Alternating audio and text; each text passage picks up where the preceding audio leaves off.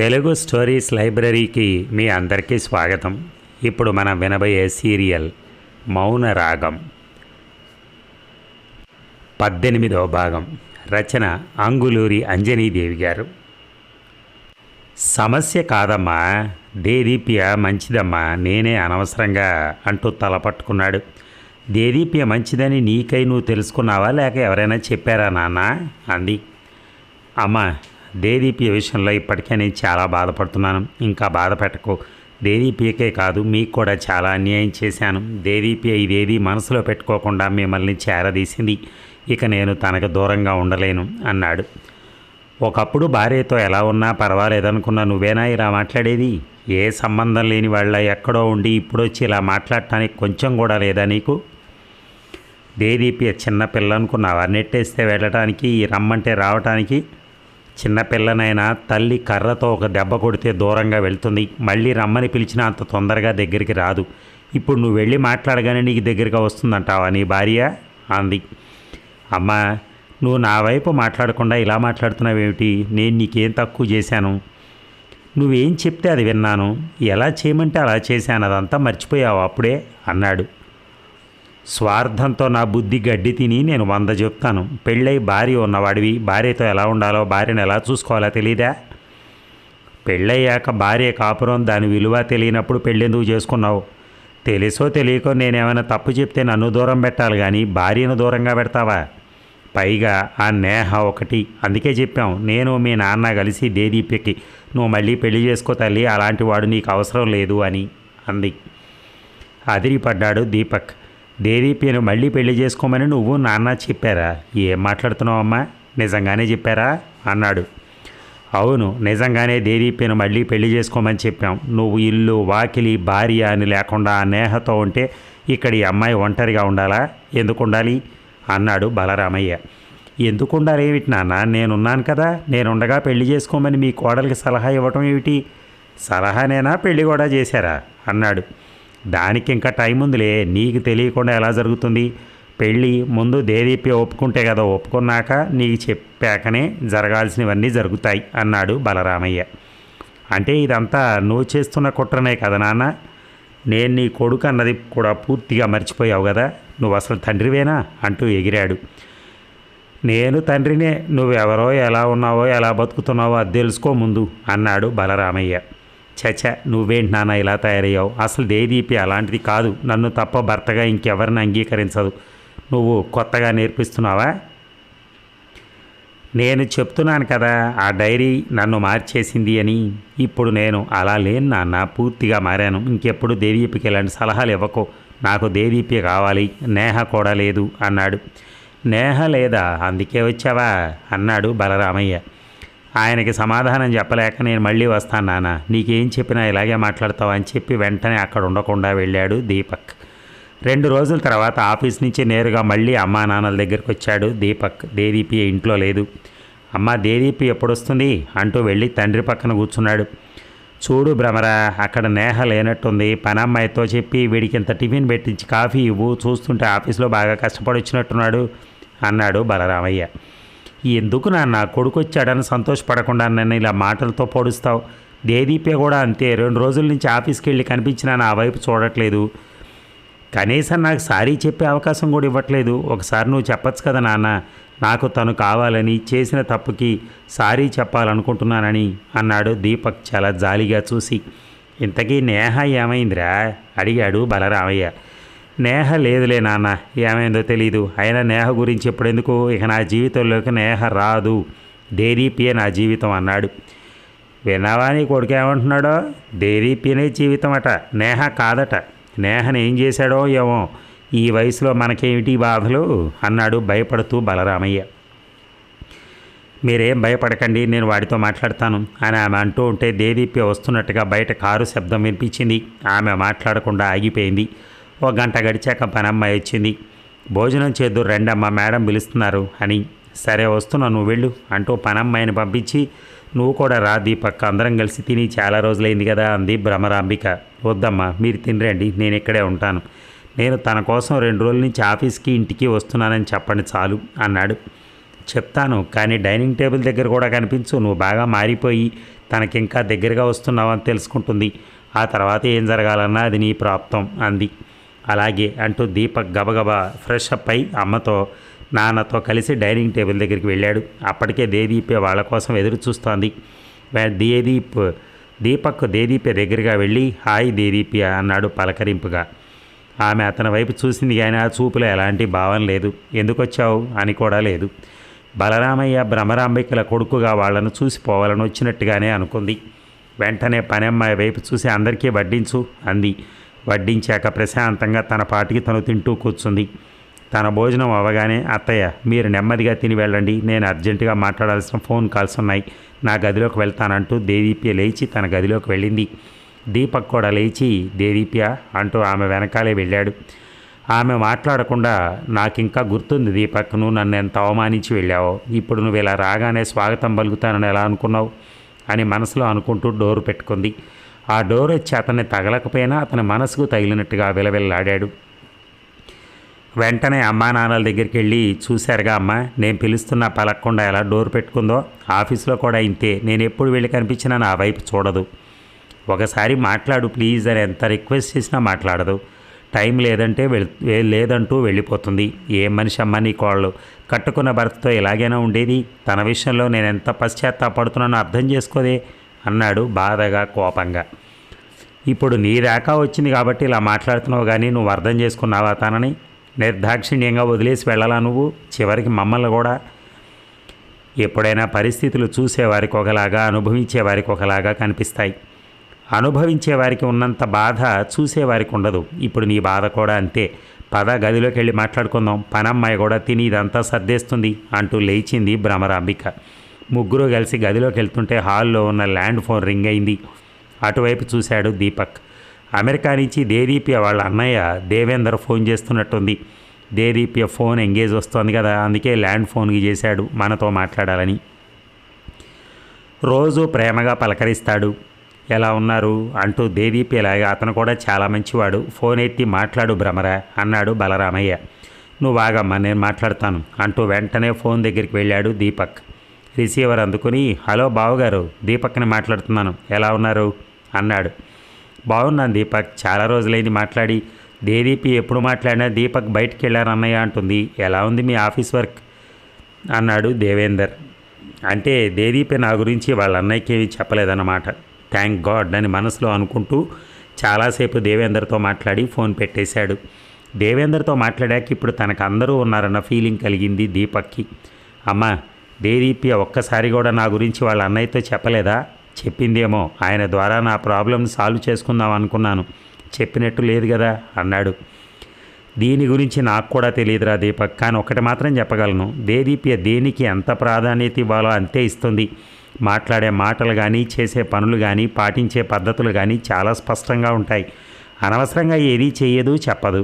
నీ విషయంలో కూడా అంతేనేమో అని అంటూ గదిలోకి వెళ్ళింది. ఆమె వెనకాలే బలరామయ్య దీపక్ వెళ్ళారు. గదిలోకి వెళ్ళగానే బలరామయ్య పడుకున్నాడు. ఆమె కొడుకుతో మాట్లాడుతూ కూర్చుంది. ఇక నువ్వు వెళ్ళు దీపక్, చాలా రాత్రి అయింది, పనమ్మాయి గేటుకు తాళం వేస్తుంది అంది భ్రమరాంబిక. నేను వెళ్ళనమ్మా, వెళ్ళినా అక్కడ నాకు నిద్రపట్టదు, దేదీప్య మీరు గుర్తొస్తుంటారు, ఇక్కడే నాన్న దగ్గరే పడుకుంటాను అన్నాడు దీపక్. సరే పడుకో, నేను ఇలా ఈ సోఫాలో పడుకుంటాలే అంటూ ఆమె సోఫాలో పడుకుంది. దీపక్ తండ్రి పక్కన పడుకున్నాడు. ఇక తెల్లారగానే నిద్రలేచాడు దీపక్. పనమ్మాయి తెచ్చిచ్చిన కాఫీని అమ్మతో నాన్నతో కలిసి కబుర్లు చెప్పుకుంటూ తాగాడు. కాఫీ త్రాగాక అమ్మ నేను వెళ్తాను, ఆఫీస్కి ఫ్రెష్ అప్ అయ్యి ఆఫీస్కి వెళ్ళాలి, ఆఫీస్ అయ్యాక ఇక్కడికే వస్తాను, నా గురించి కొంచెం నువ్వైనా మాట్లాడమ్మా దేదీప్యతో, తను నా మీద చాలా సీరియస్గా ఉంది నాన్న, నువ్వు కూడా మాట్లాడు, ఇప్పుడు మీరే మిమ్మల్ని కలపాలి, వెళ్తున్నా అని చెప్పి వెళ్ళాడు దీపక్. దీపక్ వెళ్ళాక అమ్మ దేదీప్య అంటూ దేదీప్య దగ్గరికి వెళ్ళింది భ్రమరాంబిక. చెప్పండి అత్తయ్య, ఏమైనా కావాలా? ఏమొద్దమ్మా, దీపక్ వచ్చాడు అంది. చూశాను కదా రాత్రి, ఇక్కడ మీరున్నారని తెలిసి వచ్చినట్టుంది, ఏమన్నాడు మీ అబ్బాయి అక్కడ మిమ్మల్ని చూసి అంది దేదీప్య. అతను తన కోసమే వచ్చాడని ఆమెకు తెలుసు. వాడు మా కోసం రాలేదమ్మా, నీ కోసమే వచ్చాడు, వచ్చాక ఇక్కడ మమ్మల్ని చూసి ఆశ్చర్యపోయాడు, తర్వాత సంతోషించాడు. ఇన్ని రోజులు వాడి నెత్తి మీద కూర్చున్న పీడ వెళ్ళిపోయింది, తప్పు తెలుసుకుని వచ్చాడు, నీతో మాట్లాడాలని తొందరపడుతున్నాడు అంది. దేదీప్య ఆ మాటలకు ఏమాత్రం స్పందించలేదు. ఆమె ఇప్పుడు అర్జెంటుగా లక్ష అన్వేష్తో కలిసి యశోధర వాళ్ళ ఇంటికి వెళ్ళే పని ఉండడంతో నాకు టైం ఏంది అత్తయ్య, నేను వెళ్ళాలి. యశోధర ఆంటీ మహిళా సంఘ అధ్యక్షురాలుగా ఎన్నికయ్యారు. ఆ న్యూస్ని అన్ని పేపర్లు కవర్ చేశాయి. మా లక్ష్యం పేపర్ హైలైట్ చేసింది. త్వరగా వెళ్ళాలి, నా కోసం వెయిట్ చేస్తూ ఉంటారు, ఇప్పటికే ఆలస్యం అయింది అంటూ వెళ్ళింది. లక్ష అన్వేషణ కలిసింది. ఇద్దరూ స్వయంగా వెళ్ళి యశోధరను అభినందించారు. యశోధర దేదీపి వైపు ప్రేమగా చూస్తూ, మీ అత్తామావలు నీ దగ్గరే ఉన్నారట కదా, బాగున్నారా అని అడిగింది. బాగున్నారా ఆంటీ, మిమ్మల్ని అడిగినట్టు చెప్పమన్నారు, ఒకసారి వచ్చి మిమ్మల్ని పలకరిస్తామని కూడా అన్నారు అంది దేదీప్య నవ్వుతూ. యశోద కూడా నవ్వింది. లాలిత్యను పిలిచి జ్యూస్ తీసుకురమ్మని చెప్పింది యశోధర. అత్తగారి మాటలకు అందమైన టాయ్ లాగా తల ఊపి బుద్ధిగా కిచెన్లోకి వెళ్తున్న లాలిత్యను చూసి ఆశ్చర్యపోయింది దేదీప్య. ఇంత మార్పు ఆ లాలిత్యలో వచ్చిన మార్పును నమ్మలేకపోయినా సంతోషంగా ఉంది. లేటెస్ట్ ప్రింటెడ్ శారీలో చేతుల నిండా గాజులతో సగం వరకు గట్టిగా అల్లి వదిలేసిన పొడవైన జడలో ఆ తలలో మూరెడు సన్నజాజి మాలతో చూస్తూ ఉంటే లాలిత్య మళ్ళీ పుట్టిందా అనిపించేలా అంత కొత్తగా ఉంది. ఇంకా చెప్పాలి అంటే సంస్కృతికి మారుపేరులాగా మూర్తీభవించిన తెలుగుతనంతో మనసారా చూడాలనిపించేలా ఉంది. దేదీప్య కళ్ళల్లో భావాలను, మనసులోని సందేహాలను పసిగట్టింది యశోధర. లాలిత్యకి విజయవాడలో ఉండే ఫేమస్ సైకియాట్రిస్ట్ దగ్గర కౌన్సిలింగ్ ఇప్పించాక చాలా మారిపోయింది దేదీప్య. ఒకప్పుడు లాలిత్యం చూసిన వాళ్ళు ఇప్పుడు నమ్మలేకపోతున్నారు. నా కోడలు ఎలా ఉండాలని నేను కోరుకున్నానో లాలిత్య అలా తయారైనందుకు గొప్పగా ఫీల్ అవుతున్నాను అంది దేదీప్యనే చూస్తూ యశోధర. గతంలో ఒక మగమృగం చర్య వల్ల లాలిత్య మానసిక వ్యాధికి గురైందని యశోధరకు తెలియదు. దేదీప్య కూడా వివరాలు అడగలేదు. కిచెన్లోకి వెళ్ళి జ్యూస్ తయారు చేస్తున్న లాలిత్య ఆలోచనలు లక్ష అన్వేష్ పక్కన కూర్చున్న దేదీప్య చుట్టే తిరుగుతున్నాయి. వాళ్ళిద్దరూ కూర్చున్న విధానం కానీ మాట్లాడుతున్న తీరు కానీ ఎక్స్ట్రాడినరీగా అనిపిస్తున్నాయి. ఇన్నాళ్ళు లాలిత్యలో కలిగిన సంకుచిత భావాలను తరిమి కొడుతున్నాయి. అలాంటి భావాలు తలలో కలిగినందుకు సిగ్గుగా ఉంది, పశ్చాత్తాపంగా ఉంది, బాధగా ఉంది. నేనేనా దేదీప్యను పరుషమైన కఠినమైన మాటలతో అంతగా కొల్లబొడిచింది అని కూడా ఆశ్చర్యపోతోంది. ఇదంతా నేహ వెళ్ళిపోయిందని ఆ వీధిలోని వాళ్ళంతా దేదీప్య గొప్పతనాన్ని, మంచితనాన్ని ప్రశంసిస్తూ ఉంటే విని ఆత్మ పరిశీలన చేసుకున్నాక ఆమెలో కలిగింది. ట్రేలో జ్యూస్ గ్లాసులను పెట్టుకొని వచ్చి ముగ్గురికి ఇచ్చింది లాలిత్య. దేదీప్య ముందు ఒక్క క్షణం సైలెంట్గా నిలబడింది. దేదీప్య, మిమ్మల్ని మిస్అండర్స్టాండ్ చేసుకున్నాను, మీ పట్ల మిస్బిహేవ్ చేశాను, ఐఎమ్ సారీ అంది. ఒక్క క్షణం లాలిత్య వైపు చూసింది దేదీప్య. లాలిత్య అంతరంగం నుంచి సుగంధంలా వెలువడిన ఆ సంస్కారానికి వశమైపోయింది దేదీప్య. సభ్యత సంస్కారాలకు ఖరీదు లేనప్పటికీ అవన్నిటినీ కొనగలవు, దేన్నైనా సొంతం చేసుకోగలవు. అందుకే ఆ ముగ్గురు మంత్రముగ్ధులై నమ్రత నిండిన కళ్ళతో ఆమెనే చూస్తున్నారు. దేదీప్య వెంటనే ఇట్స్ ఓకే అంది. చాలా కూల్గా, ప్లెజెంట్గా లాలిత్య చేతిని తన చేతిలోకి స్నేహభావంతో తీసుకుంది. యశోధర వాళ్ళిద్దరి వైపు తృప్తిగా చూసింది. చూడు అన్వేష్, ఒక మహిళా సంఘం అధ్యక్షురాలుగా నాదొక చిన్న కోరిక అంది యశోధర. చెప్పండి మేడం, ఏంటా కోరిక అన్నాడు లక్ష అన్వేష్. రోజు రోజుకి ఆడవాళ్ల సమస్యలు పెరిగిపోతున్నాయి అన్వేష్. పెళ్లి కాగానే తన సంపాదనంతా చెడ్డ అలవాట్లకు ఖర్చు పెడుతూ భార్యల్ని వాళ్ళ బాధలకు వాళ్ళని వదిలేస్తున్నారు. చేతనైతే బయటికి వెళ్ళి సంపాదించుకోమని సలహా ఇస్తున్నారు. బయటికి వెళ్ళగానే ఉద్యోగాలు రావడానికి వాళ్ళు ఏమైనా ఎంబీఏలు ఎంసీఏలు చేశారా? చాలా వరకు అక్షర జ్ఞానం కూడా ఉండదు వాళ్ళకి అంటూ ఆగిపోయింది. యశోధర చెప్పేది వింటూ ఇంకా ఏం చెప్తుందో విందామన్నట్టుగా చూస్తున్నారు దేదీప్య, లక్ష అన్వేష్. ఈ ప్రపంచంలో ఎవరికైనా భర్తతో సుఖంగా కాపురం చేసుకుంటూ ఆనందంగా ఉండాలని ఉంటుంది. దానికోసమే ప్రయత్నిస్తారు. కానీ అది దొరకనప్పుడు ఏం చేయాలి అన్నదే మా ఆలోచన. స్త్రీలం కాబట్టి ఎందుకు పనికిరామన్న భావంతో, బయటకు వస్తే చలామణి కాలేమో అన్న భయంతో భర్త తనను పట్టించుకోకపోయినా అలాగే నెట్టుకొస్తున్నారు. వ్యక్తిత్వం బాగా పెరిగిపోతున్న ఈ రోజుల్లో ఇలా ఎన్ని రోజులు నెట్టుకు రాగలరు అన్నదే మా బాధ. అందుకే ఇలాంటి వాళ్ళ కోసం ఒక పరిశ్రమ లాంటిది పెట్టాలని నిర్ణయించుకున్నాను అంది యశోధర. మీ ఆలోచన బాగుంది మేడం అంటూ యశోధరను మెచ్చుకున్నాడు లక్ష అన్వేష్. నా ఆలోచన కార్యరూపంలోకి రావాలంటే ఆర్థికంగా కొంత హెల్ప్ చేయడానికి మీలాంటి వాళ్ళు ముందుకు రావాలి అంది యశోధర. షూర్ మేడం అంటూ వెంటనే చెక్ రాసి యశోధర చేతికిచ్చాడు లక్ష అన్వేష్. ఇక మేము వెళ్ళొస్తాం మేడం అంటూ ఆ ఇద్దరూ బయటకు వచ్చారు. దేదీప్యను తన కారులో ఆమె ఇంటి దగ్గర డ్రాప్ చేసి, దేదీప్య, నాకు కావ్య ఇంటి అడ్రస్ ఇవ్వు, వెళ్ళి కలవాలి. ఈ మధ్యన నా మీద ఎందుకో కోపంగా ఉంది, కాల్ చేయట్లేదు అన్నాడు. దేదీప్య కావ్య ఇంటి అడ్రస్ చెప్పగానే అతని కారు కదిలింది. ఇక దేదీప్య ఇచ్చిన అడ్రస్ ప్రకారం లక్షా అన్వేష్ కారు వెళ్ళి సంపంగి చెట్టు ఉన్న ఇంటి ముందు ఆగింది. కారు దిగిన లక్షా అన్వేష్ హుందాగా నడుస్తూ బాల్కనీలో నిలబడున్న సరళమ్మ దగ్గరికి వెళ్ళాడు. కావ్య ఉందా అండి అని అడిగాడు. ఉంది, మీరెవరు అంది సరళమ్మ. కావ్య ఫ్రెండ్ని, లక్షా అన్వేష్ అని చెప్పండి. కూర్చో బాబు, పిలుస్తాను. కావ్య ఎవరో లక్షా అన్వేష్ అట నీకోసం వచ్చాడు అంటూ కావ్య ఉన్న బెడ్రూమ్ డోర్ తట్టింది సరళమ్మ. లక్షా అన్వేష్ పేరు వినగానే వస్తున్నా అంటూ మెరుపులా బయటకు వచ్చింది. లైట్ పింక్ కలర్ శారీలో ఉన్న కావ్య తల తుడుచుకుంటూ వెళ్ళి లక్షా అన్వేష్కి ఎదురుగా నిలబడింది. హాయ్ చెప్పి కూర్చుంది. ఇవాళ నిద్ర లేవటం లేట్ అయిపోయింది అన్వేష్, ఆఫీస్కి టైం అయిపోయింది అంది తన వేళ్ళను జుట్టులోకి పోనిచ్చుకుని సవరించుకుంటూ. నా కోసం ఇవాళ ఆఫీస్కి వెళ్ళటం మానుకోలేవా కావ్య, నీతో కొంచెం మాట్లాడాలి అన్నాడు అన్వేష్. జుట్టు వదిలి న్యూస్ పేపర్ చేతిలోకి తీసుకుంటున్న కావ్య అతని మాటలకు తలెత్తకుండానే కళ్ళతో చూసింది.